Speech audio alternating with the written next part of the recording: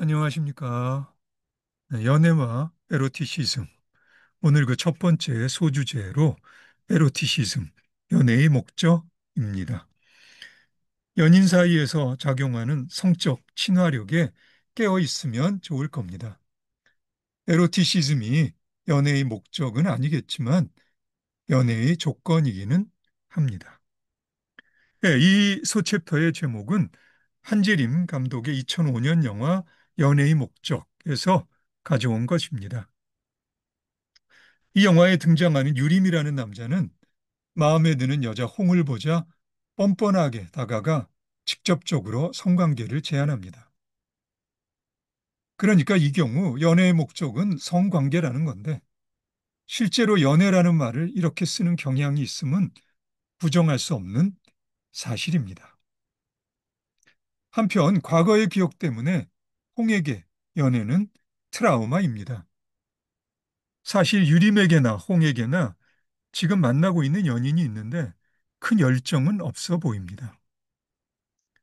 학교에서 정교사와 교생이라는 유림과 홍의 관계를 보면 유림은 갑이고 홍은 을인 셈이라 홍으로서도 유림의 접근이 좀 난감하죠. 그리고 유림은 정말 노골적이고요. 앞면에 철판을 깔았습니다. 영화의 내용을 보면 전개 과정에서 묘사되는 성추행이나 성폭력의 자극성은 노골적인 상업적 고려라 여겨지고요. 공포물에 가까운 스토킹에서 부드러운 연애 감정으로의 전환은 지나치게 단순하게 처리된 측면이 없지 않습니다. 사실 2005년의 현실에서 이런 식으로 성폭력이 가능했다는 것이 적지 않게 놀랍긴 합니다. 포르노와는 질적으로 다른 상업성을 염두에 두고 제작된 영화라서 남녀 관계에서 연애 감정으로서 사랑의 중요성은 상투적이긴 합니다만 어쨌든 분명합니다. 뿐만이 아니라 이 영화의 제작팀이 홍이 겪었던 트라우마나 유림과 홍이 앞으로 겪게 될 주변의 시선 등에 나름대로 주의를 기울이며 신경을 쓰고 있었던 것도 분명하고요. 이 영화도 대책 없는 성에 대해서는 신중할 필요가 있음을 의식하고 있는 거죠. 대한민국이 21세기로 접어드는 시기에 포르노가 아닌 주류 영화로서 남녀 주인공들이 사랑 없이 성적 관계를 맺는 모습을 보여준 연애의 목적은 어쨌거나 우여곡절의 마무리가 사랑으로 귀결되어 큰 무리는 없었던 것 같습니다. 물론 버려놓은 일을 어떤 식으로든 마무리하려는 억지스러움이 없는 것은 아니라서요. 특히 여성 입장에서 이 영화에 분노하는 반응도 충분히 이해할 수 있습니다. 한마디로 연애의 목적은 굳이 납득할 필요 없는 이런저런 이유로 성적 관계를 맺었던 사람들이 그 관계를 사랑으로 발전시켜가는 과정을 보여줍니다. 사실 그 과정이 심각한 범죄의 양상을 띠고 있어서 현실적으로는 무리한 설정입니다만 유림이나 홍이 서로에 대해 느끼는 감정에 묘한 친화력이 있긴 합니다. 이번 소챕터의 맥락에서 연애의 목적이 나의 흥미를 끄는 것이 바로 이 두 사람이 서로에게 느끼는 친화력에 내포된 성적 호감도입니다. 동물들의 경우에는 짝짓기의 상대를 선택하는 일련의 프로세스가 있죠. 가령 다가가서 냄새를 맡아본다든가 춤을 통해 성적 매력을 과시한다든가 등의 구애 과정이 있습니다. 이런 동물적 구애 과정의 맥락에서 인류 문화사를 통해 다채롭게 전개되어 온 사교춤의 사회적 역할을 생각해 봐도 좋을 겁니다. 이런 구애 과정은 당연히 인간에게도 자연스러운 행태입니다.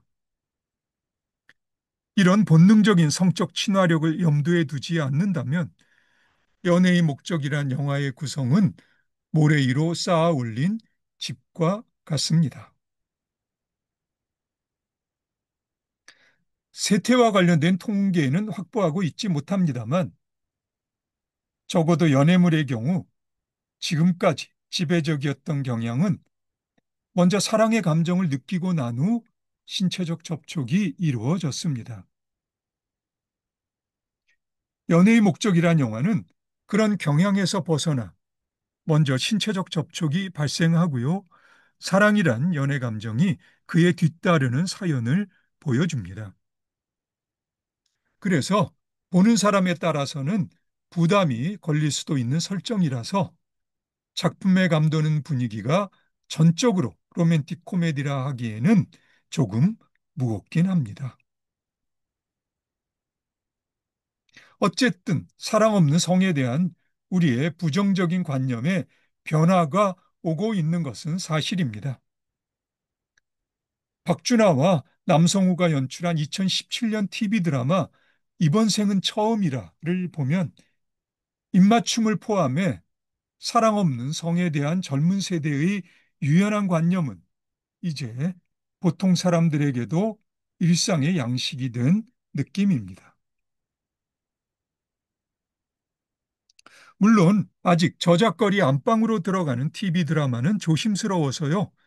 이런 입맞춤이나 성도 결국은 연애 감정으로서 사랑에 귀결되긴 하지만 말이죠.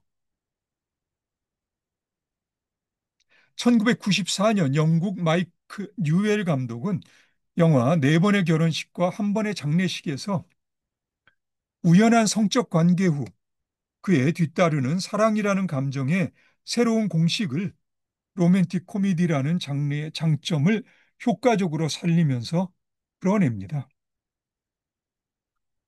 박스 오피스에서 영국을 벗어나 국제적인 성공을 거둔 이 영화는 상업적인 성공만큼 비교적 무난하게 변하고 있는 세태를 반영합니다.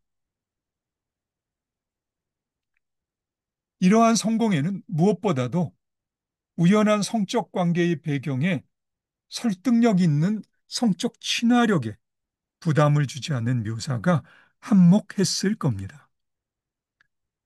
경험적으로도 확인될 수 있겠지만 첫눈에 정신적으로 끌릴 수 있는 것처럼 첫눈에 성적으로 끌릴 수도 있습니다. 노골적이지는 않지만 사랑 없는 결혼보다는 차라리 사랑 없는 성이라는 이 영화를 만든 사람들의 입장도 느껴지고요. 비슷한 시기 우리나라의 경우를 보면 윤석호 연출의 1999년 TV 드라마 초대에는 세 남녀 커플이 나옵니다. 첫 번째 커플은 혼전 순결이 중요하고요. 성은 결혼 후에나 가능하다는 커플입니다. 두 번째 커플은 사랑하면 결혼을 전제로 성은 가능하며 따라서 혼전 동거도 문제가 없다는 커플입니다. 세 번째 커플은 사랑하면 성은 가능한데 그것이 결혼을 의미하는 것은 아니라는 커플입니다. 사랑과 성에 관해 변화하는 세태를 서로 친구인 세 명의 여성을 중심으로 표현하려는 드라마의 의도가 삼각관계라는 전형적인 멜로의 관습에 걸린 한계는 있습니다만 사랑을 전제로 한 결혼이 여전히 중요하면서도 성을 결혼에 국한시키지 않으려는 입장이 조심스럽게 드러난 드라마이기도 합니다. 물론 사랑 없는 성은 나쁘다는 관념은 지금도 여전히 힘이 세고요. 나 자신도 이런 관념에 관한 한 아직 자유롭지 못한 것은 분명합니다. 하지만 시대는 변하고 있고 연애가 성관계의 완곡업법이 아니라면 성은 어떤 의미에서는 연애를 경험하는 과정에서 중요한 이정표로 작용하는 사건임에는 틀림없으리라는 나의 생각에 변함은 없습니다. 여러분의 생각은 어떠신지요? 예, 그럼 오늘은 여기까지 할까요? 예, 쉽지 않은 주제임에는 틀림이 없습니다. 아, 그럼 오늘 여기까지 하고요. 우리 다음에 다시 만나서 순결과 속궁합이라는 또 역시 만만치 않은 소주제로 다시 만나 이야기를 나눠보도록 합시다. 예, 오늘 수고 많으셨습니다. 그럼 우리 다음에 다시 만나 이야기를 계속해 보도록 합시다.